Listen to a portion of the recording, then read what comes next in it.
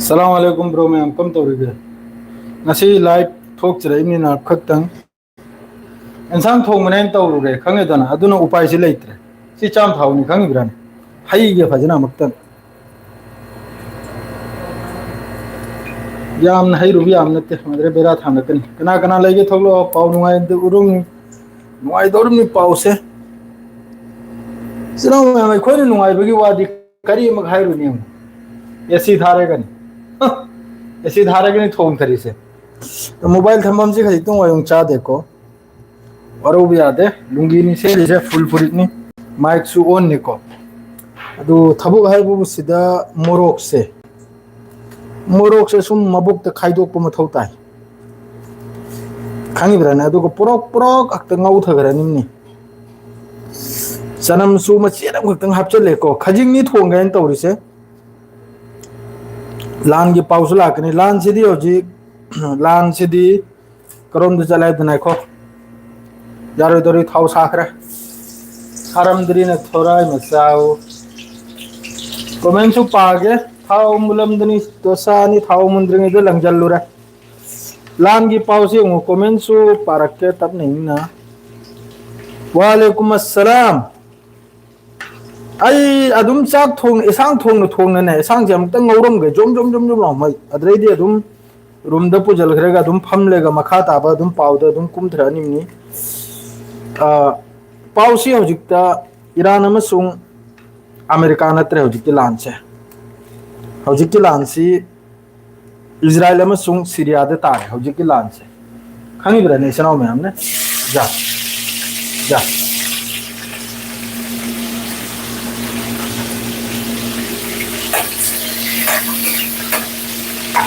हौजिकति लानसे chrome दे तारे the Syria दे लानसे तारे ये कपड़ा उपड़ा बिना पे इधर लाइव चल रहा है ओ बोला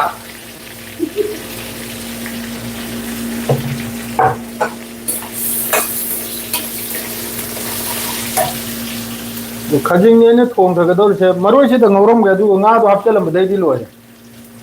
nga do hapchalam badai gi di snaw mayam loire भाई हक्सांग फदना एसांग थोंग द्रिमी ने हक्सांग फदना ने एसांग थोंग द्रिमी अदु एसांग लोय बंगाय रदी मी तुम नखरनी लाइव से नुआय रगो अदु की थोगले नि यार मखै लाइव असी मयाम शेयर तो थोकरमु याम फजना ओथरमनिदा याम फजना ओथरमनी एमो हौजिकते एमो कनोमना हाइरिसी इजराइल की प्राइम मिनिस्टर बेंजामिन नेतन्याहू न मखोल ताब्रा खोंजल लाप्रो त कमेंट आदि रहो खोंजल लाप्रा ए ए ए सीधी कनु लुंग वोल खरे ने सीधी इचनाव में सिंग स्वाब के nga thong बे थराय मचा अदु दे गनि मपा हाउ गदोरिबो अल्लाह न सेम्बा अल्लाह न थारकबा लोइन जड़ी बुटी ngantani si hapchel ganim ni loin hapchel ganim ni gar gar gar gar gar takhai re gana hap kanim ni loina am problem na tharoi danim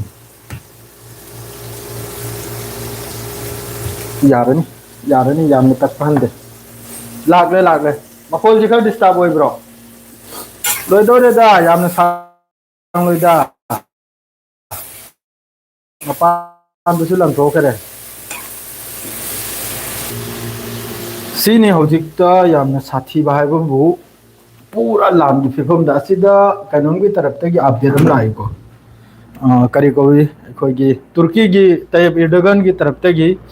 statement हम लाई statement दुना बु करिनो हाइदा मखोइन हारिसना बु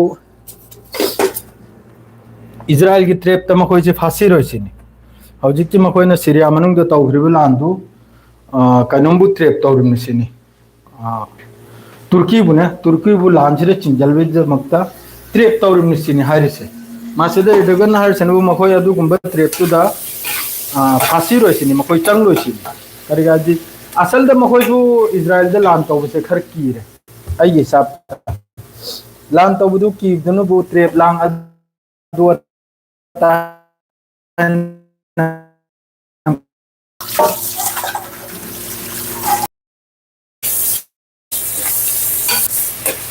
सुनी लेरिसे अमतन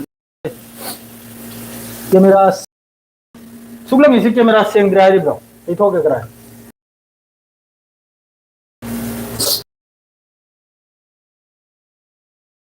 ननी हजिकते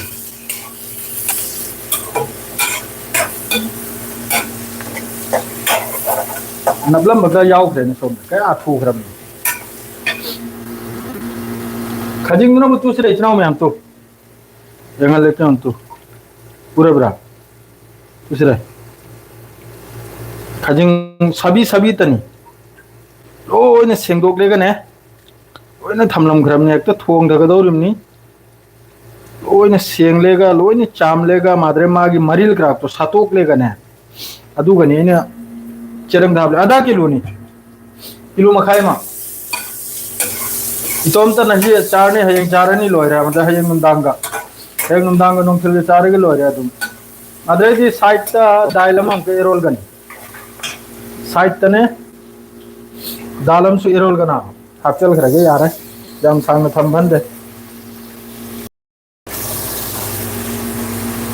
जम सांग बंदे यार अशंकरा जा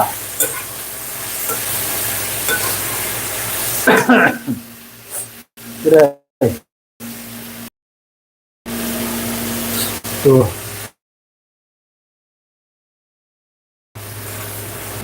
नहीं खजिंग से कहीं मनम बुरी खर नमनी समंदर की ना से मान नमसी आ रही था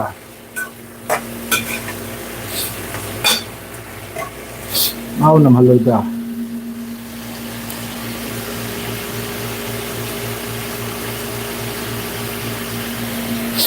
ब्रो प्लीज पोस्ट लाइव तो वैसे फजद्रे कैमरा सेंग्रे भाई आई गिसिंग असि गिसे अदुम नखोय मैम को उन गाइन थोलक बनी दाई की लाइव की हयंग निदा नसी गिसिले अदुम नखोय महगो उन गाइन थोक सरक पनी अरे दो जे सांग किलो जल की का दु को फजन लाइव थोलक हां नुआय रोयाबो आधा घंटा मतुंग थोलक